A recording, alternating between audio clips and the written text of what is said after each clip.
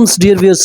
Today, my contents about Kishore Kumar's songs. On those times, S.D. Burman was very surprised. दोस्तों 1971 में एक film आई थी जिसमें किशोर कुमार ने उस फिल्म के गीत के लिए स्टूडियो में कई बार प्रैक्टिस की थी, लेकिन S.D. बर्मन साहब ने कह दिया था कि ये क्लासिकल सॉन्ग है, ये आप नहीं गा सकते और ये गीत सिर्फ और सिर्फ मोहम्मद रफ़ी साहब के लिए बना है। लेकिन दोस्तों ये प्रोड्यूसर डायरेक्टर्स उस ज़माने में समझते थे गीत की भावनाओं को, गीत के अंदाज को, स्टाइल को, कि ये सिर्फ और सिर्फ मोहम्मद रफ़ी साहब गा सकते हैं। लेकिन दोस्तों किशोर कुमार जिद पे अड़ गए थे।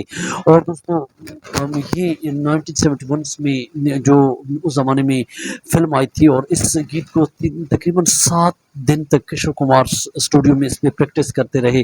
और क्योंकि ये किशोर कुमार का फेवरेट सॉन्ग था जो गुलजार साहब ने दोस्तों उस ज़माने में लिखा था, और 1971 में दोस्तों ये फिल्म्स आई थी।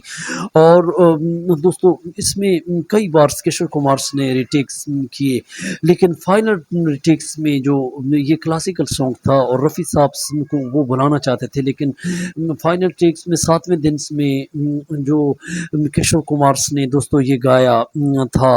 और देव आनंद के लिए दोस्तों ये गाना किशोर कुमार ने गाया था। और ये गाना कौन सा था? दिल आज शायर है, दिल आज शायर है।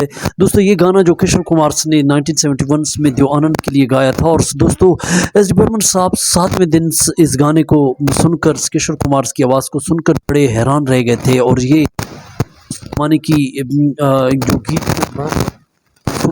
और आज तक जो आवाज़ में अगर आप सुने तो वो जो दीवानंद आवाज़ बिल्कुल किशोर कुमार की आवाज़ में जिस तरह ओरिजिनल आवाज़ में आप मैच नहीं कर सकते। तो हमारे चैनल को सब्सक्राइब करें, लाइक करें।